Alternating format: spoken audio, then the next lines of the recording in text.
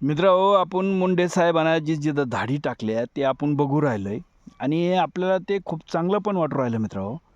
पण एक याच्यातून काय आहे, की जर आपण दुधाचं जरा बघितलं, तर मुंडे साहेबाचं त्याच्यामध्ये म्हणणं असं आहे, की बुवा जर तुमचं 50,000 लिटर जर दूध निघत असेल, आपण उदाहरण देतोय, 50,000 लिटर जर दूध इथं उत्पादित होत असेल, तर मग हे बाकीचं दूध इथं येतं कुठून? म्हणजे भेसळ इतकं आहे मित्रांनो, की डबल टिबल दुधाचं उत्पादन आहे.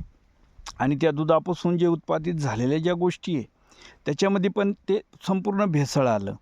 आणि आता जे आहे ना मित्रांनो, की जर त्यांनी खरंच असे जरा ते राहिले अजून 1 वर्षभर, तर याच्यामध्ये शेतकऱ्याचा एवढा फायदा आहे मित्रांनो, की ₹100 लिटर दूध 100% होणार. म्हणजे जे आतापर्यंत कोणचंही सरकार करू शकलं नाही. पण मुंडे साहेब ते केल्याशिवाय राहणार नाही. फक्त या घाणेरड्या सरकारनं आहे ना मित्रांनो, या भ्रष्टाचारी सरकारनं फक्त त्यांची बदली करू नये, आहे का नाही? कारण त्यांच्या बदल्या तुम्ही जर बघितल्यात इतक्या बदल्या झालेल्या आहे आणि ते ज्या खात्यात जातील ते खातं स्वच्छ करायचं काम ते करतात.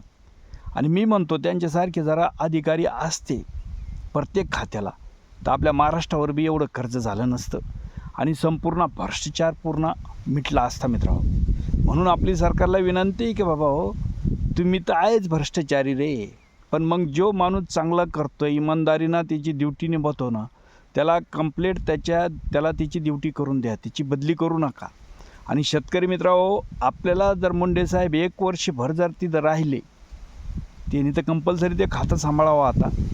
पण ते जर राहिले ना, तर 100% दुधाला ₹100 लिटर भाव मिळणार आहे. लक्षात घ्या, मी काय सांगतोय. आणि ही कृपा कोणाची राहणार?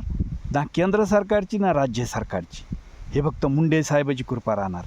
म्हणून आपण बी ना मित्रांनो, ज्या वेळेस हे मुंडे साहेबाच्या बदल्या करते ना हरामखोर सरकार, ही लोकं, त्यावेळेस आपण जी जनता आहे, असं भेसळयुक्त खा लागतं हे आता माहीत झालं आहे आपल्याला. म्हणजे इतकं भेसळयुक्त पदार्थ तुमचं संपूर्ण त्यांनी जी धाडी टाकल्या, गुटखा असू, दारू असू, म्हणजे नकली दारू असू, संपूर्ण. आणि आज त्यांचा तो चालूच आहे धडाका. तर तुम्हाला सांगतो, की कोणताही सरकारने शेतकऱ्याला एवढा भाव वाढवून नसन दिला, तेवढा भाव आपल्याला फक्त मुंडे साहेबामुळे मिळणार आहे, ते बी दूध शेतकऱ्याला. लक्षात घ्या मित्रांनो. म्हणून अशा अधिकाऱ्यामागं आपल्याला ठामपणे उभं राहायचं आहे.